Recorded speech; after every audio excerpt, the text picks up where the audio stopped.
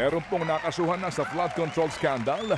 Mag-aapat na buwan mula po nang pumutok ang kontrobersya. Kaso pong malversation of public funds at graft ang isinampa ng ombudsman sa tanggapan po ng Sandigan Bayan kahapon labang kina dating Congressman Saldico at mga opisyal ng DPWH, Mimaropa at Board of Directors ng kontraktor na SunWest na iniugnay din po kay Ko. Ito nga po'y nag-uugat sa maanomalyang 289 million pesos na road dike project sa Nawan Oriental Mindoro. Nadiskubre noon ng DPWH at Oriental Mindoro LGU na substandard ang mga materyales na ginamit sa proyekto. Inirekomenda po ng Ombudsman na walang piyansa para sa mga ito dahil sa higit na 8 million pesos daw ang pondong hindi ginamit ng tama. Naghain din po sila ng mosyon sa Sandigan Bayan para agad pong mairapol ang kaso at maglabas nga ng arrest warrant at hold departure order laban sa mga sangkot.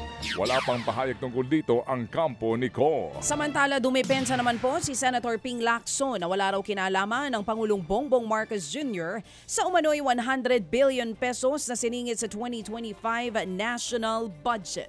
Ayon kay Lacson, totoong sinasabing insertion si Zaldico sa 2025 budget. Pero hindi raw totoo ang paratang ni Ko na si Pangulong Marcos Jr. ang nag-utos ng insertion sa BICAM Conference Committee. Paliwanag ng senador, mismong si Pangulong Marcos ang nag-veto ng ilang insertions doon sa budget kaya walang saysay ang mga paratang na siya rin ang nagsingit nito. Dagdag pa ni Lacson, mismong si dating DPWH Undersecretary Bernardo ang nagdetalye sa kanya ng kwento. Ayon kay Bernardo, kay dating DepEd Undersecretary Olaivar niya dinala ang kickback. Si Olaivar daw ang nagpamiting noon tungkol sa program appropriations para sa Office of the Executive Secretary. Pagkakaalam din daw ni Bernardo kasama ni Olaivar na tumanggap ng kickback si dating Presidential Legislative Liaison Office Chief Adrian Bersamin. Ang sabi niya, nagatid ako ng pera as kickback, but not to the President, but to Yusek Olaivar. And sabi niya, ang pagkaalam niya, kasama si Yusek Adrian Bersamin. 8 billion pesos, Mr. President, in at least 10 deliveries. Yung arrangement nila is, may tigisa silang armor van.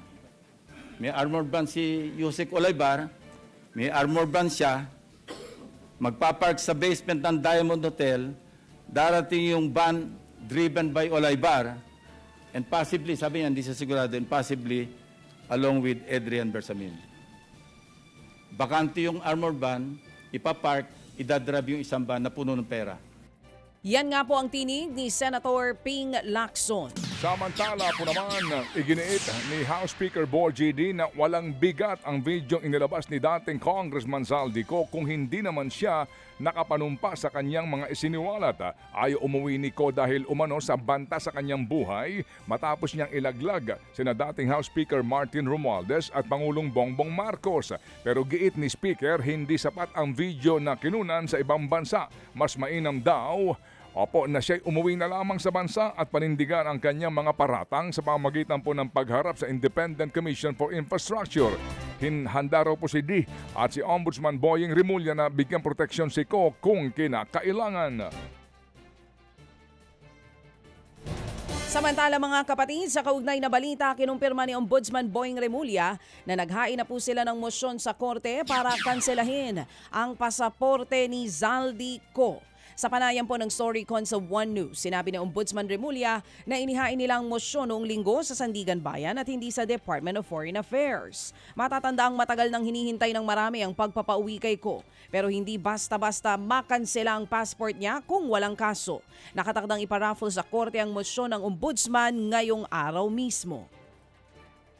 And after the raffle, the court itself will have to rule on whether to issue a warrant of arrest and to whether or not to cancel his passport. Yan nga po ang tinig ni Ombudsman Boying Remulla. Samantala pa rin, inimbestigahan daw po ng militar kung pinondohan ng mga dayuhan ang protesta ng mga retiradong military officials. Kabilang po sa nangunguna sa protesta ang grupo ng retired generals ng United People's Initiative at ilang pang pro-Duterte groups na patuloy pong ang panawagan sa EDSA People Power Monument.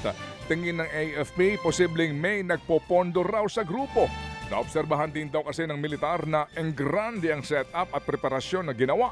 Kaya posibleng may taga-ibang bansa umano na siyang pumopondo sa kanilang rally. Bagay na pinabulaanan po naman ng UPI. The way it was organized, the support system, the food, and the other ancillary equipment or facilities needed. It was unorganized, it was grand. Ika nga, grande ang preparasyon. So we are checking this. Mga kapatid, brothers and sisters, saan ka pa? Dito na tayo sa totoo. Dito na tayo sa True FM. Mga kapatid, mag-subscribe and follow po kayo sa social media accounts ng True Network PH. Yan po kami, hanapin nyo lang True Network PH, Facebook, Instagram, YouTube, TikTok, and podcast. Mapa Apple or Spotify man yan, mahahanap nyo kami. Lahat ng mga napapanood at napapakinggan nyo po sa programa, nasa social media accounts namin yan. So, paano mga kapatid? See you sa social media! Ito tayo sa totoo, tunay at